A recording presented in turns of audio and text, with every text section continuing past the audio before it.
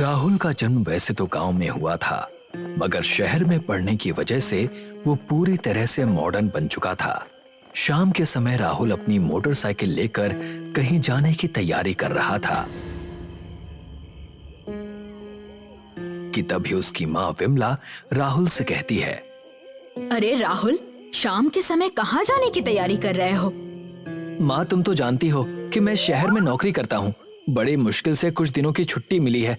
तुम्हारी बहू राधा को लाने जा रहा हूँ। ये कैसी बातें कर रहा है बेटा? तू जानता नहीं कि ये पितृपक्ष का महीना चल रहा है। इस मौसम में कोई शुभ कार्य नहीं करते। तुम भी ना माँ, आज के मॉडर्न जमाने में अभी भी इन बातों पर विश्वास करती हो? अरे शहर में इन बातों को तो कोई जानता भी नहीं है। कोई जाने या ना जाने, मुझे उससे कोई फर्क नहीं पड़ता। मैं तो इन बातों को मानती हूँ। तू बहू को पितृपक्ष के महीने के बाद बुला लेना। तुम जानती हो माँ कि मैं इन बातों पर विश्वास नहीं करता। तुम ये भी जानती हो कि मैं इस मामले में तुम्हारी बिल्कुल नहीं मानूंगा। मैं जा रहा हूँ और तुम्हारी बहू को लेकर ही लौटूंगा। इतना कहकर राहुल अपनी मोटरसाइकिल स्टार्ट करके आगे बढ़ गया और रात के समय अपनी पत्नी के गांव में पहुंच गया। रात के समय राहुल को देखकर राधा के माता पिता बुरी तरह से चौंक पड़े। क्या हुआ दामाद जी? इतनी रात में सब कुछ ठीक तो है? अरे सब ठीक है सासू माँ। आप तो मुझे देखकर ऐसे डर गई जैसे कि मैं कोई भूत प्रेत हूँ। अरे नहीं दामाद जी, ऐसी कोई बात नहीं है। दरअसल 2 दिन बाद मेरी छुट्टियां खत्म हो रही हैं, इसीलिए मैं राधा को घर ले जाने के लिए आया हूँ। ये सुनकर राधा के माता पिता बुरी तरह से चौंक पड़े। बेटा, क्या तुम्हें पता नहीं कि ये पितृपक्ष का महीना चल रहा है? हाँ मुझे पता है सासू माँ। यहाँ आते समय मेरी माँ ने भी मुझसे यही बात कही थी, मगर राधा जानती है कि मैं इन सब बातों पर बिल्कुल विश्वास नहीं करता। ठीक है दामाद जी, राधा आपकी पत्नी है, आपका उस पर पूरा अधिकार है, लेकिन आप अभी अभी आए हैं, कम से कम 1 दिन तो यहाँ पर ठहरिए। अपने ससुर की बात सुनकर राहुल मुस्कुराते हुए राधा के कमरे की ओर बढ़ गया। कुछ देर के बाद राहुल खाना खाकर लेटा ही था कि तभी उसने देखा कि उसकी पत्नी राधा खीर लेकर घर के बाहर जा रही थी। राधा, ये खीर लेकर बाहर क्यों जा रही हो, वो भी इतनी रात के समय में? हमारे घर के सामने जो कुआं है ना, मैं ये खीर उस कुएं में डालने जा रही हूँ। लेकिन क्यों? कुएं के अंदर खीर क्यों डाल रही हो? मैंने अपनी माँ को बचपन से पितृपक्ष के महीने में खीर को उस कुएं में डालते हुए देखा है। केवल मैं ही नहीं, हमारे मोहल्ले में जितने भी लोग हैं सभी उस कुएं में खीर को डालते हैं। क्यों भाई, पितृपक्ष के महीने में आखिर तुम्हारे मोहल्ले वालों को कुएं का पानी गंदा करने में क्या मजा आता है? हम सबका मानना है कि उस कुएं के अंदर एक भूत रहता है और हम उस भूत को ही पितृपक्ष के महीने में खीर खिलाते हैं। अगर हम ऐसा नहीं करेंगे तो बहुत बड़ा अपशकुन होता है।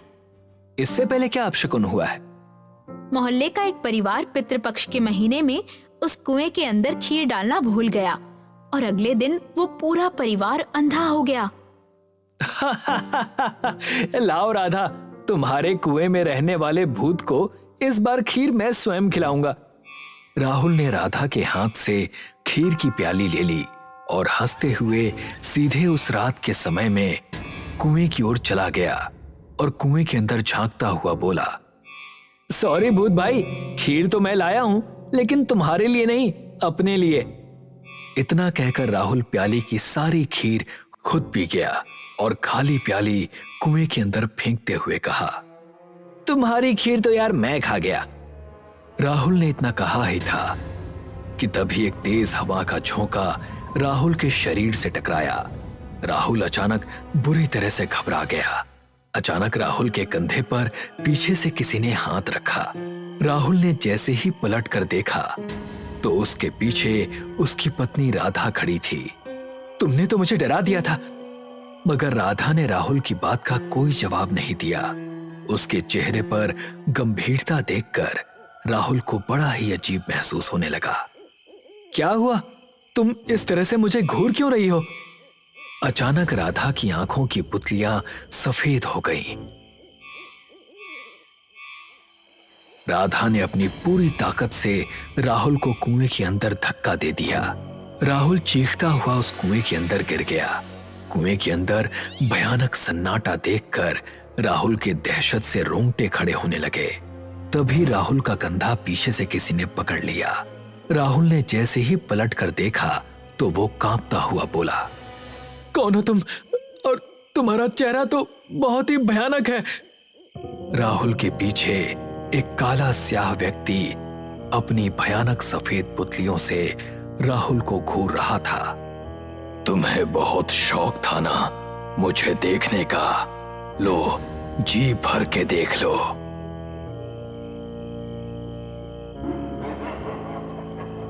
अचानक राहुल को सब कुछ घूमता हुआ महसूस होने लगा।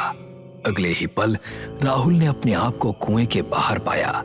राहुल धीरे धीरे कदमों से राधा के कमरे में चला गया। अरे क्या हुआ? अचानक से आपका चेहरा क्यों उतर गया?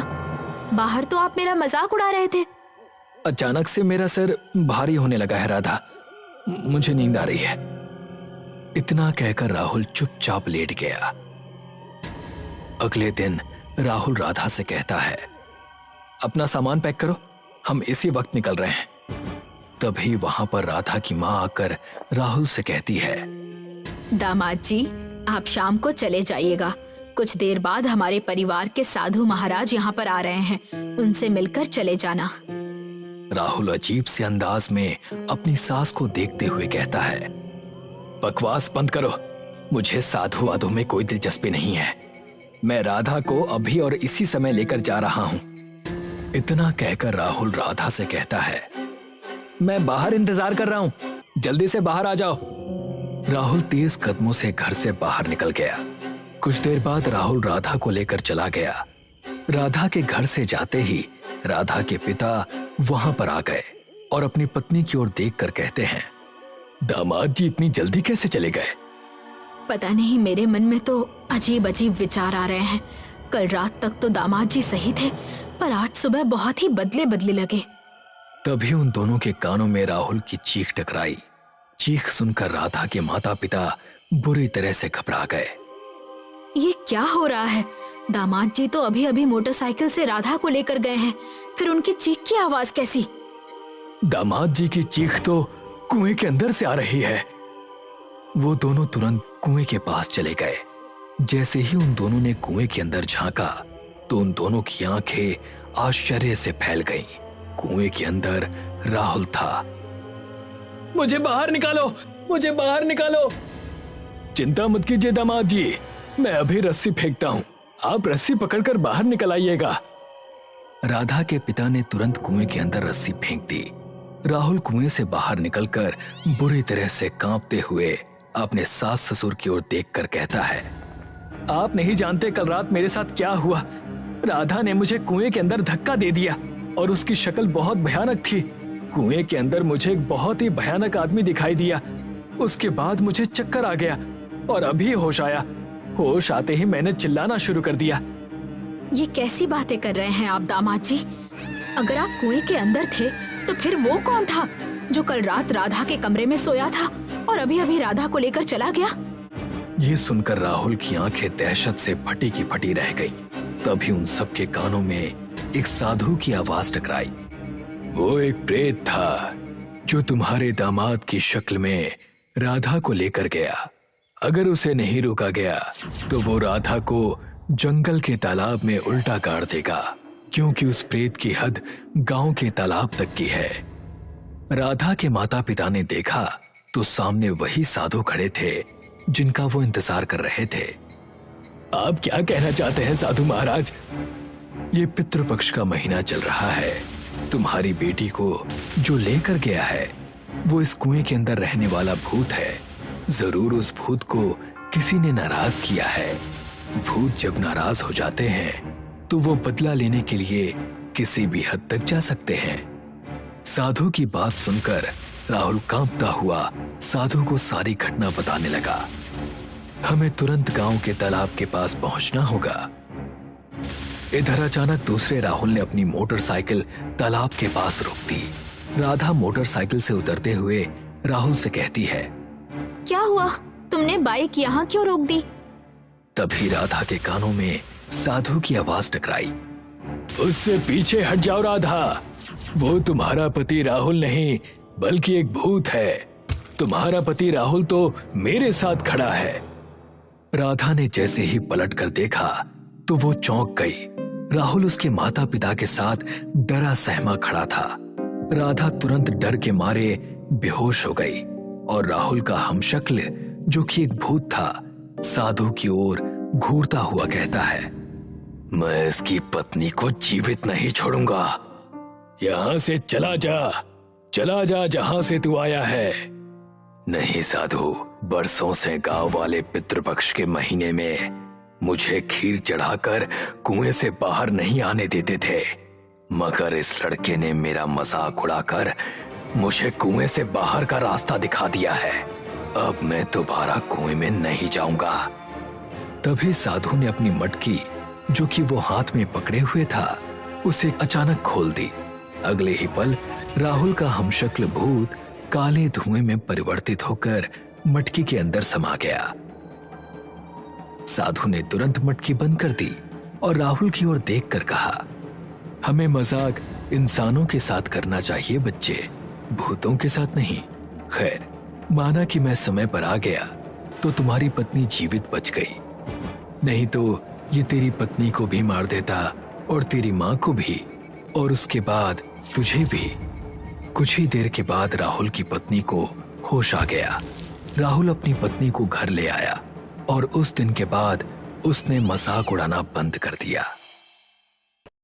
अंतिमा नाम की एक सुंदर और सुशील लड़की अखरपुर नाम के छोटे गांव से बड़े सपने लेकर शहर आई थी एक मॉडल बनने। आज उसका एक स्टूडियो में एक इंटरव्यू था। आप हमें काफी पसंद है। हमारे अगले प्रोजेक्ट का मॉडलिंग कॉन्ट्रैक्ट समझ लीजिए कि आपको ही मिलेगा।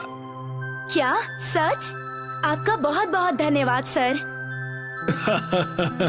कोई बात नहीं, ये तो आपका काम अच्छा है इसीलिए आपको ये कॉन्ट्रैक्ट मिला है। शहर में अंतिमा के कुछ और मॉडल दोस्त बने थे जो बाहर उसका इंतजार कर रहे थे। यार मेरा तो इंटरव्यू बहुत ही खराब गया। तो मेल मॉडल्स का क्या हुआ? क्या ही होना था यार, पहले ही कॉन्ट्रैक्ट किसी को दे चुके थे तो बस फॉर्मेलिटी हुई इंटरव्यू की। हाँ यार, बस टाइम वेस्ट हुआ। जब मेरा नहीं हुआ तो इस गांव की गवार का कैसे होगा? पहले ही हार मान लेनी थी इसे, पर एटीट्यूड देखो, इंटरव्यू देने चली गई। बस ठीक ही है, इतना भी मत सुनाओ बेचारी को। हाँ तू तो बोलेगा ही ना, तेरी नजर जो ठहरी उस पर। अंतिमा तभी एक बड़ी मुस्कान लिए वहां आती है। अंदाजा लगाओ कि क्या हुआ होगा। ओह डियर, तुम्हें इतना स्ट्रॉन्ग बनने की जरूरत नहीं है। मुझे पता है कि ये रिजेक्शन बहुत हार्ड होता है। तुम रो सकती हो मेरे कंधों पर। हाँ अंतिमा, तुम्हें सख्त बनने की जरूरत नहीं है, मैं भी तुम्हारे साथ हूँ। नहीं, तुम लोग गलत समझ रहे हो। तो तुम क्या कह रही हो कि तुम वहाँ सिलेक्ट हो गई जहाँ शीला फेल हो गई है? हाँ, मुझे अगले प्रोजेक्ट का पूरा कॉन्ट्रैक्ट मिला है। क्या? तुम गुस्सा क्यों हो शीला? अरे नहीं, वो बस शॉक्ड है, तुम चिंता मत करो। राज को संभाल लो और शांत रहो। राज उसे पसंद है तो थोड़ा सोच समझकर मुंह खोलो। हमें सेलिब्रेट करना चाहिए तुम्हारी नई कामयाबी के लिए, है ना विकास? शीला? हाँ बिल्कुल, खुशी की बात है, सेलिब्रेशन तो बनता है। हाँ हाँ। तो तय रहा। पर हम चलेंगे कहाँ? मेरा फार्म हाउस है ना, वहाँ चलते हैं। ठीक है, तो मैं तैयारी कर लेती हूँ। चलना कब है? शुभ काम में देरी कैसी, कल तक तुम लड़कियां सब तैयार हो जाओगी तो कल सुबह ही निकल जाएंगे। ठीक है।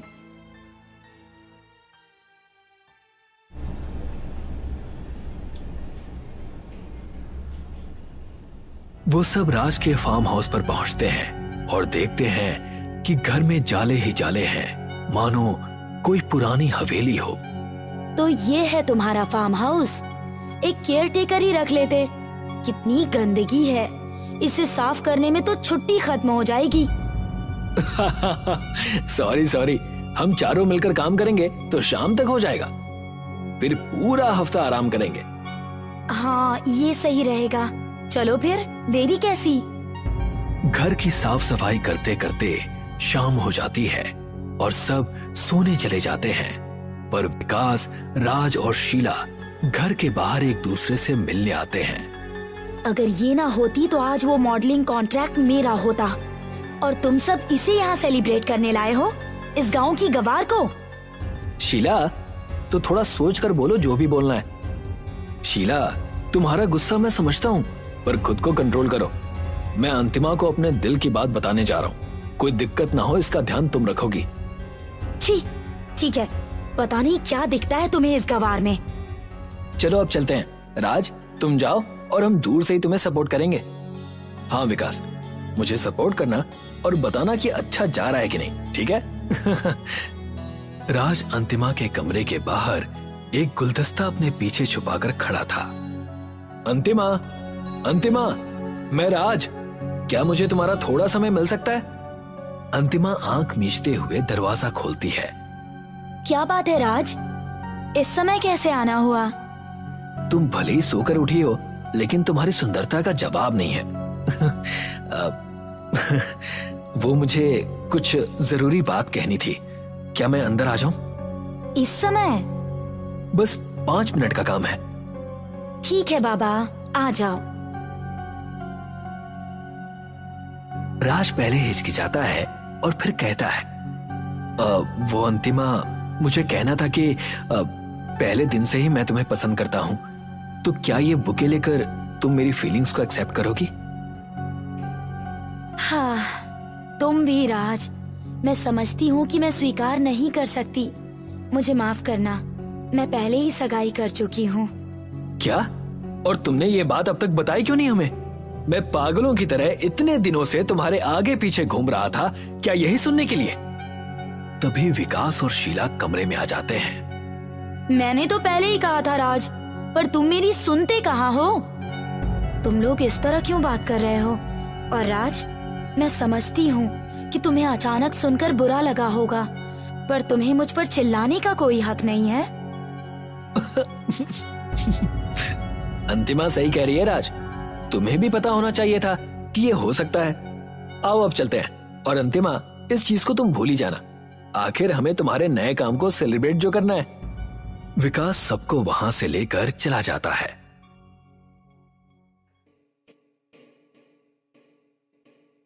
ये खंडर तो काफी पुराना लगता है। हाँ, यहाँ कई साल पहले एक हवेली हुआ करती थी।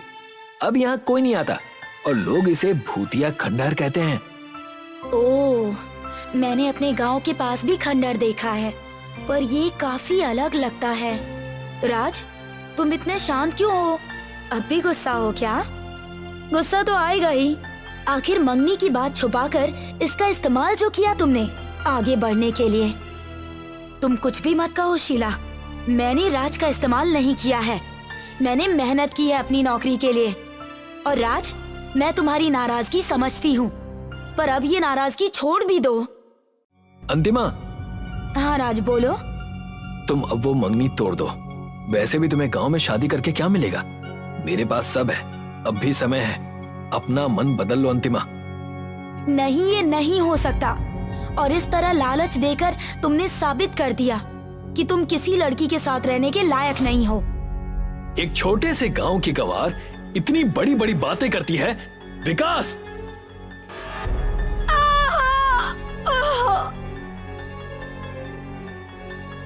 इस चेहरे का बड़ा गुमान है ना तुम्हें? ये सर तुम्हारे धड़ से अलग कर दिया जाएगा, फिर मरने के बाद अपनी इस सुंदरता के गुमान के साथ बैठ ही रहना। नहीं, मुझे छोड़ दो। अरे, ये क्या कर रहे हो तुम लोग? मुझे पता नहीं था कि तुम दोनों ये करने वाले हो। देखो, ये बहुत ज्यादा हो रहा है। और कुछ मत करो प्लीज। चुप रहो, तुम्हारी नौकरी की जगह इसके कारण ही गई है। अब चुपचाप ये नजारा देखो।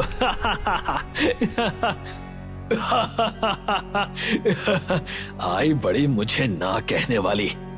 शीला इस मंजर को देखने के बाद बहुत डर जाती है और उसकी आवाज एकदम बंद हो जाती है। राज और विकास उसका सर और धड़ अलग करके उसे खंडहर में दफना देते हैं और अपने चेहरे पर घिनौनी मुस्कान लिए फार्म हाउस में वापस आ जाते हैं। चलो अब इसका किस्सा खत्म। अब हम आराम से अपनी छुट्टियां मना सकते हैं। शीला, तुम बहुत डरी हुई लग रही हो। तुम्हें तो अब खुश होना चाहिए कि तुम्हें अब वो नौकरी मिल जाएगी। हाँ। ये झूठी हंसी मेरे सामने नहीं चलेगी शीला। याद रहे, ये बात हमारे अलावा किसी तीसरे को पता चली तो तुम्हारा क्या हाल होगा। अगर समझ गई तो सर हिलाओ। शीला डर कर अपना सर हिलाती है और चुपचाप अपने कमरे में चली जाती है। अंतिमा को जहां दफनाया गया था वहां पर एक प्रचंड रूप वाली राक्षसी बैठी थी। उठो। अभिमान, जलन, अनुचित क्रोध, इन सब भावनाओं ने मिलकर तुम्हारा ये हाल किया है। अब उठो और भावनाओं को जिसने धारण कर तुम्हारा धड़ और सिर अलग किया है, उन सब से अपना प्रतिशोध लो और उन पापियों के सिरों को उनके धड़ से अलग करो। ये मौका है तुम्हारा जो मैंने तुम्हें दिया है।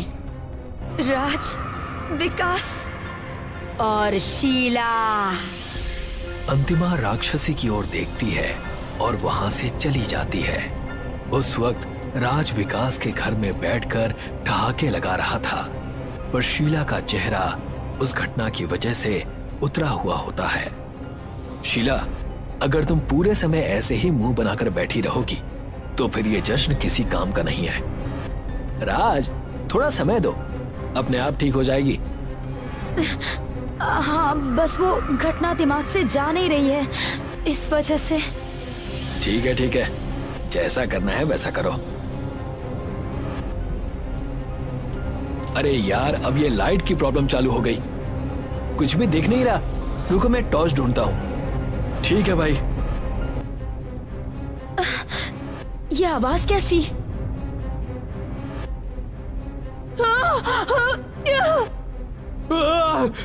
भागो यहाँ से, भागो। पर विकास, भागो, वो मर गया है। राज। कौन? अंतिमा। अंतिमा का भयानक रूप देखकर राज और शीला घर से भाग निकलते हैं और जंगल की तरफ चले जाते हैं। राज, रुको राज। यही समय मिला था तुम्हें गिरने का, अब मरो यहीं पर, मैं चला यहां से। नहीं राज, प्लीज राज, मुझे यहाँ अकेले छोड़कर मत जाओ। राज शीला की एक नहीं सुनता और वहां से अकेला भाग निकलता है। शीला कराहते हुए उठती है और अपने घुटने पर लगी चोट को देखकर रोने लगती है।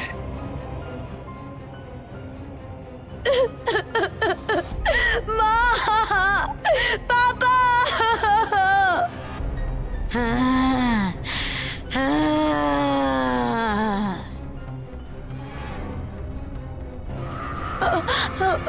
अंतिमा, प्लीज मुझे माफ कर दो। मुझे पता नहीं था कि ऐसा होगा। मैं तुमसे जलती जरूर थी, पर मैंने ऐसा कभी नहीं सोचा था। मुझे छोड़ दो, इसमें मेरा कोई हाथ नहीं था। मुझे छोड़ दो अंतिमा।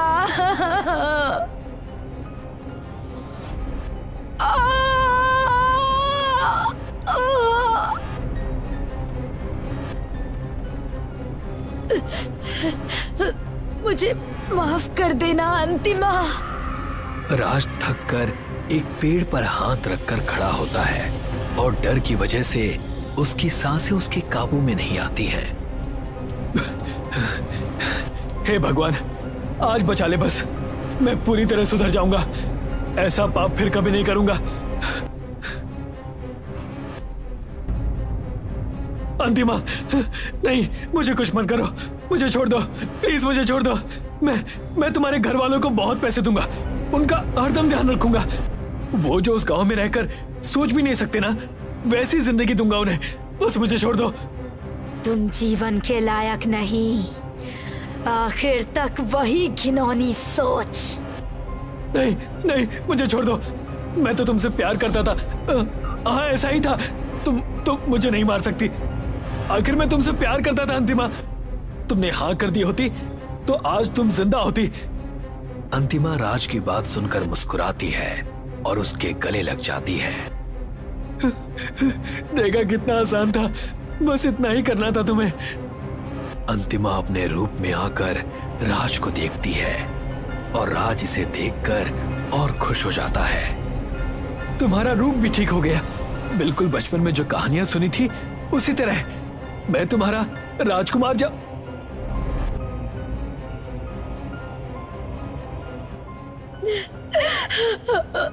माँ, अंतिमा, मुझे माफ करना। कौन है वहाँ? अंतिमा?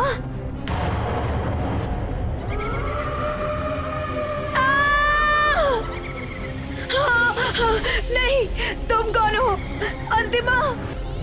अंतिमा को तुम पर दया आ गई होगी, पर मैं इतनी दयावान नहीं।